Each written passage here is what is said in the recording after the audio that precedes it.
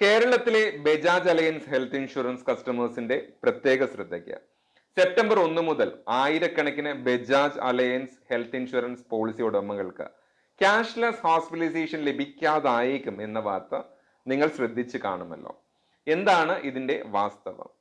Hospital network അസോസിയേഷനായ APHI, association of health care providers India, Fort, Max തുടങ്ങിയ 15,000-ത്തിലോളം അധികം ആശുപത്രികളോട് ബജാജ് അലയൻസിന്റെ ക്യാഷ്ലെസ് സേവനം നിർത്തിവെക്കാൻ സെപ്റ്റംബർ 1 മുതൽ നിർത്തിവെക്കാൻ നിർദ്ദേശം നൽകിയിരുന്നു. Frequent claim rejection, high turn around for discharge, low claim settlement hospital തുടങ്ങിയ കാര്യങ്ങളാണ് AHPI ഇങ്ങനെ ഒരു ഡിസിഷൻ എടുക്കാൻ പ്രേരിപ്പിച്ചത്. നോർത്ത് ഇന്ത്യ ബേസ്ഡ് ആയിട്ടുള്ള ഹോസ്പിറ്റലുകളിലാണ് ഈ ഡിസിഷൻ കാര്യമായി ബാധിക്കാൻ ചാൻസ് ഉള്ളത്.